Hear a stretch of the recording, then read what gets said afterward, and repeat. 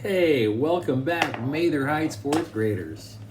So glad to be here with you for another chapter of By the Great Horn Spoon by Sid Fleischman. Today we're going to read chapter 12, Bullwhip. Beats me what that's going to be about. We'll see how the adventures of Praiseworthy and Jamocha Jack continue. Remember last chapter? Jack got himself a nickname, didn't he? Jamocha Jack. Drinking all that black coffee he got from Pine Pitch Billy, and he also learned how to pan gold from Pine Pitch Billy. And what did Praiseworthy use for a gold pan? His umbrella. Did that work? Yeah, it worked pretty good. Pine Pitch Billy said it was the best pan on the river. So here these guys are just outside of Hangtown, and they're learning how to pan gold. Let's see what happens in chapter 12, Bullwhip.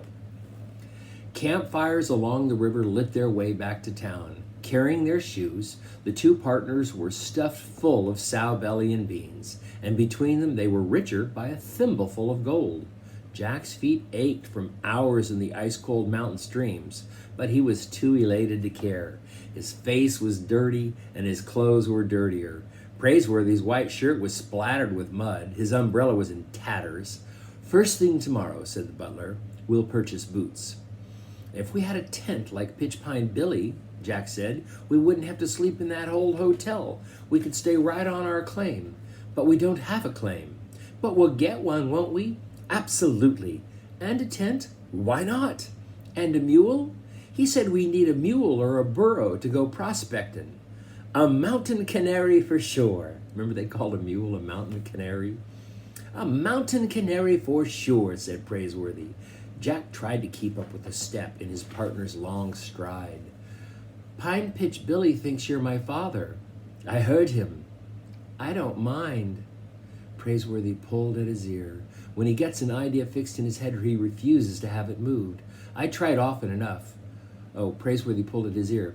"When he gets an idea fixed in his head, he refuses to have it moved. I tried often enough, but he meant no offense." "None at all," said Jack, looking up. He liked Praiseworthy. He liked him especially as they swung along together, both barefoot, and one as mud-splattered as the other. Partners were maybe the best next thing to being related, he thought. Maybe better. A partner didn't take a hairbrush to you, even when you needed it. But there were times that he wished he had a father, hairbrush and all. They walked along, and from somewhere in the trees and shadows they could hear the wheeze of a miner's concertina. It's an instrument that you play. It's music. For days since the discovery of Aunt Arabella's picture in Praiseworthy's carpetbag, Jack had wondered about it. The moment had never seemed right to ask, but now the question just tumbled out. "Does Aunt Arabella know you've got a picture along?" Praiseworthy shifted his pick to his other shoulder. Yes, the picture," he said quietly. "I've been meaning to give it to you. I've no right to it at all." "It's only a picture. You keep it." Jack shifted the shovel to his other shoulder. "Why doesn't Aunt Arabella have a husband?" "What?" "I mean, she's beautiful, isn't she?" Praiseworthy seemed positively embarrassed. "Now see here, Master Jack. Jamocha Jack. Constance says Aunt Arabella was in love once, but he died. And women like that never get over it. They just get to be old maids." "Miss Constance should be spanked," Praiseworthy replied shortly, and then he changed the subject. "First thing in the morning I must see about getting my gold pan mended."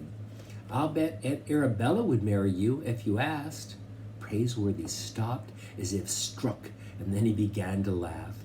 "Now that is nonsense, Master Jack. Stuff and nonsense. A woman like Miss Arabella marries a gentleman, not a butler. It simply isn't done. I wouldn't permit such a thing, not for a moment. Why, your dear aunt would be laughed out of Boston. Now let's hear no more of these fancies of yours. Come along." They resumed their stride, and Jack said no more.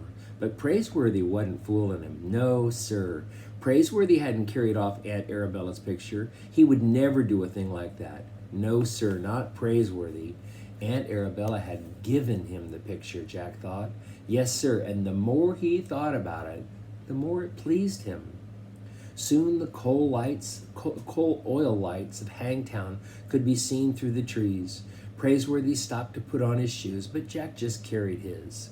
As they came along the street, the men who sat and whittled stopped whittling. The standing and talking men stopped talking, and the coming and going men stopped coming and going. Jack had a sudden feeling that everyone was staring at them. What was wrong? Didn't they have their heads on straight? And then a voice said, "There he is. Yeah, that's him all right." Praiseworthy and Jack kept walking.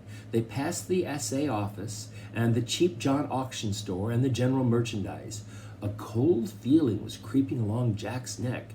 "Maybe they're looking for someone to hang," he whispered. "Unlikely this time of night," said Praiseworthy, but he was concerned. The men seemed to be smiling in Hangtown, and that might be a bad sign. When they reached the Empire Hotel, the porch loungers gazed at them with a kind of awe. A mutter of voices arose. "Knocked that outlaw 17 feet. Uphill. 19 feet was the way it was told to me. 19 feet and 11 inches, they measured it." Praiseworthy stopped in the door. He looked at Jack, who broke into a muddy smile as if they had been saved from the limb of a tree. And then the butler turned, peering at the whisker-faced grinning in the yellow light from the hotel. A miner shifted the lump of chewing tobacco in his mouth and said, "Stranger, you must have had a fighting arm like the butt end of a bullwhip. Pleased to have you in our town." "Pleased to be here," Praiseworthy said, lowering the pick from his shoulder, "but not under false colors. Gentlemen, allow me to explain." "Hey, Bullwhip, where are you and your young'un from?" Boston, sir. Gentlemen, our good friend and traveling companion, Mr. Jonas T. Fletcher, appears to have spread a grossly exaggerated account of what happened. You see, hold on. You calling him a liar?" "Well, no, but..." "Well, did you knock that road agent up the hill or not?" "Well, yes, but..." The miners began to chuckle, and chewing tobacco went squirting in all directions. They had taken an immediate fancy to Praiseworthy, and one by one they picked up the nickname. "How long you stayin', Bullwhip?" Praiseworthy shouldered the pick. He gave up trying to explain. It seemed to him that every man in the diggings became hard of hearing when they wanted to, and he had had enough of that for one day. If they preferred a tall tale to the facts, well, let them have it. "Hey, Bullwhip, you was there. Exactly how far was it?" Praiseworthy gave Jack a passing wink. As long as the citizens of Hangtown were determined to hang a reputation on him, it might as well be the best. "Gents," he said, "from where I was standing, it looked 23 feet at least." A miner swallowed his cut of tobacco. "Oh, be joyful," he uttered. "Come along, Jamoke Jack," said Praiseworthy, turning into the hotel. Jack felt a brand new smile reach across his face. "Yes, sir, Bullwhip," he said. Praiseworthy got himself a nickname, Bullwhip. "How far?" 23 feet, sir." Wow, like a lot of stories, it's getting better and better every time you tell it. Longer and longer. That's a tall tale. You stretch the truth. Oh, well, Praiseworthy and Jack look like they're off to a great start. That was sure a short chapter, chapter 12. Well, we'll have to do it again in chapter 13. I'll see you next time.